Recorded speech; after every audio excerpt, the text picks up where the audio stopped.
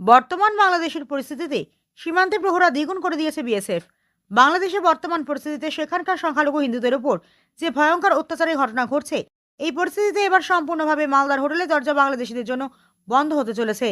এতদিন medical visa বা student visa নিয়ে যে বাংলাদেশিরা আসতো, তাদেরকে মালদার হোটেলে জায়গা দেওয়া হতো, কিন্তু বর্তমান পরিস্থিতিতে তা সম্পূর্ণরূপে বন্ধ হতে চলেছে।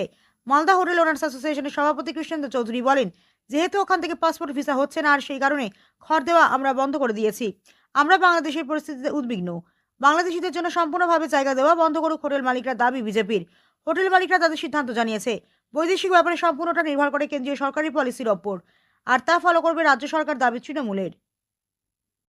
দেখুন, হোটেল অ্যাসোসিয়েশন তাদের নিজেদের মিটিং ডেকে কোনো জিনিস যদি রেজুলেট করে, সেটা তাদের নিজস্ব সিদ্ধান্ত। এই ব্যাপারে তো আমার মতামত দেওয়ার কিছু নেই। আর এই ইন্টারন্যাশনাল ইস্যুগুলোতে আপনারা দেখেছেন এর আগেও সেন্ট্রাল গভর্নমেন্ট যে পলিসি অ্যাডপ্ট করে, স্টেট গভর্নমেন্ট কিন্তু যে কোনো ইন্টারন্যাশনাল ইস্যুতে নতুন করে কোনো সার্কুলার জারি করে না। সেই ব্যাপারে সেন্ট্রাল গভর্নমেন্ট যে পলিসি পাঠায় স্টেটের কাছে, স্টেট সেটাকে এক্সিকিউট করারই চেষ্টা করে। কাজে এই ধরনের ইন্টারন্যাশনাল সমস্যাতে দেশীয় নিরাপত্তা যেখানে জড়িয়ে আছে, সেই ব্যাপারে আপনারা একটা ব্যাপারে রেস্ট অ্যাসিওর থাকুন, বাংলার মুখ্যমন্ত্রী সবসময় এই ব্যাপারে দেশের নিরাপত্তাকে সবচেয়ে বেশি গুরুত্ব দিয়েছে। কাজেই পলিসি যে নীতি নির্ধারণ কমিটি রয়েছে, তারা যে পলিসি নেবেন, স্টেট গভর্নমেন্ট সেই পলিসিকে এক্সিকিউট করার জন্য সবসময় তৈরি থাকে। হোটেল মালিকরা তাদের সিদ্ধান্ত বহাল রেখেছে যে বাংলাদেশি যারা আসবে তাদের মেডিকেল ভিসা ছাড়া আর কোনো ভিসাতেই তারা হোটেল দেবে না। কিভাবে দেখছেন? দেখুন, মালদার হোটেল ব্যবসায়ীদেরকে ঐতিহাসিক সিদ্ধান্তের জন্য ধন্যবাদ জানাচ্ছি। তবে যারা মেডিকেলের জন্য আসবে ভিসা নিয়ে, তাদেরকেও বন্ধ করা উচিত, যে তাদেরকেও হোটেলে রুম না দেওয়া দরকার। কেন?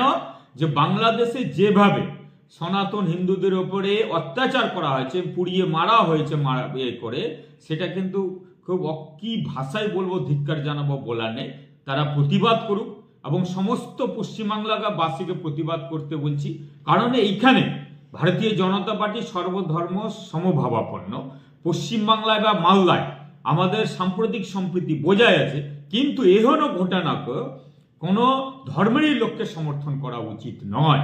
যেভাবে একটা তকমা লাগিয়ে তাকে মেরে এবং জ্যান্ত অবস্থায় পুড়িয়ে মারা হয়েছে, এর প্রতিবাদ দরকার, এর বিচারের দরকার। আর তার জন্য মালদার হোটেল মালিকরা সিদ্ধান্ত নিয়েছে যে তাদের বাংলাদেশিদেরকে রুম না দেওয়া, যারা মেডিকেল ভিসা নিয়ে আসবে তাদেরকে রুম দিবে। সেটাও যেন আমি আমার করজোড়ে অনুরোধ করছি মালদার হোটেল ব্যবসায়ীদেরকে, সেটাও যেন বন্ধ করা হোক।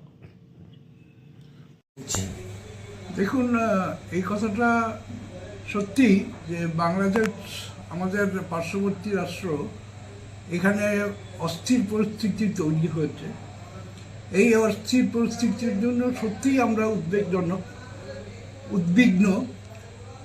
কিন্তু বর্তমানে পাসপোর্ট মানে ভিসা অফিস থেকে ভিসা দেওয়াই বন্ধ করে দেওয়া হচ্ছে ইন্ডিয়া গভর্নমেন্টের তরফ থেকে। সুতরাং এই দিক দিয়ে আমরা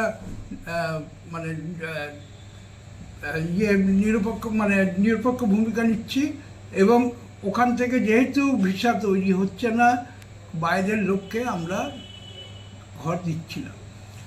আর এটা আমাদের সিদ্ধান্ত এখনও নেওয়া হয়নি, কারণ পরিস্থিতির ওপর নজর রাখছি আমরা ভালো মতো। এই পরিস্থিতির ওপর বিচার করে পরবর্তীতে আমরা যা সিদ্ধান্ত গ্রহণ করব সেটা আপনাদের জানিয়ে দেব। এখন যদি কোনো বাংলাদেশি আসে, বর্তমানে বাংলাদেশি নেই, বর্তমানে মালদা শহরে বাংলাদেশি নেই। আর যারা আগে আসছিল মেডিকেল ভিসা এবং স্টুডেন্ট ভিসা নিয়ে, ওটাও বন্ধ আছে। সুতরাং ওই দিক দিয়ে আমরা, যেহেতু গভর্নমেন্টের তরফ থেকে ওটা বন্ধ করা আছে, সেহেতু পুরোটাই আমরা এখন স্টেবল রেখেছি।